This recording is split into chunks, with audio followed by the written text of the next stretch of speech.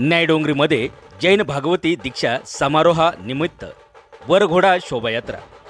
बहुतेक सर्वजण सुख समाधानी आनंदी असे जीवन जगण्याची स्वप्ने बाळगतात, परंतु श्रीमंत व्यक्ती देखील सुखाचा त्याग करून आध्यात्मिक जीवनात पुढे जाण्यासाठी संन्यास स्वीकारतो असे क्वचितच घडत असते।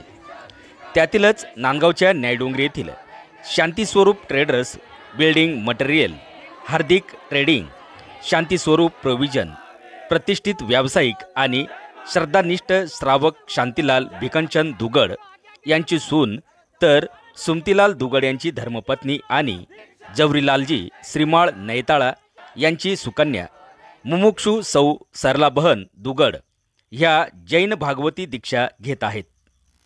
त्यानिमित्त न्यायडोंगरी गावातून आज भव्य सवाद्य शोभायात्रा वरघोडा काढण्यात आली। यावेळी भगवान महावीरांच्या गजराने संपूर्ण परिसर दुमदुमला होता।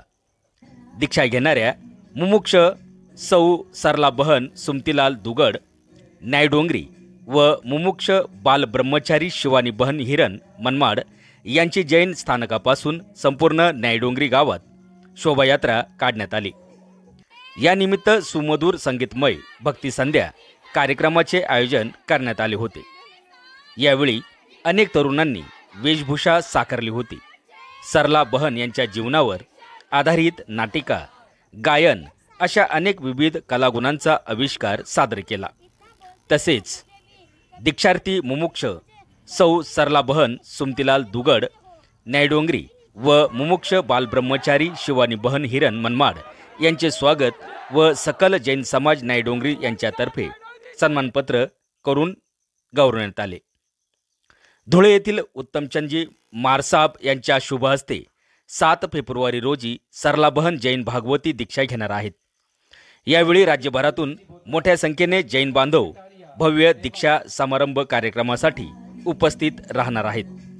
या शोभायात्रा वरघोडा वेळी नांदगाव विधानसभा मतदारसंघाचे आमदार सुहास अण्णा कांदे, पंचायत समिती माजी सभापती विलास आहेर यांच्यासह सर्व समाजातील प्रतिष्ठित राजकीय, शैक्षणिक, धार्मिक क्षेत्रातील प्रतिष्ठित नागरिक, जैन नवयुवक मंडळ, दीक्षा महोत्सव समिती, सर्व न्यायडोंगरीतील जैन माहेरवासी बहिणी सहभागी झाल्या होत्या।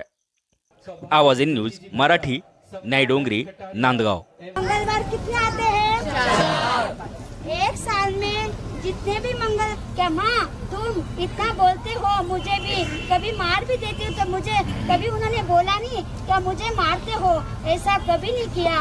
और इस दुगड़ परिवार को मेरा मतलब शत वंदन है, जो मेरे संयम मार्ग पे अग्रसर बनने के लिए बहुत मतलब आगे बढ़ाया है। और उस लोकेश को कहती हूँ कि इस संयम मार्ग पे जैसे आपने आपका मन मजबूत किया है, मुझे आज्ञा देने के लिए बस, क्योंकि मैं भी चाहती हूँ कि लोकेश एक बार संयम ले ले और मैं उसके बाद लूंगी।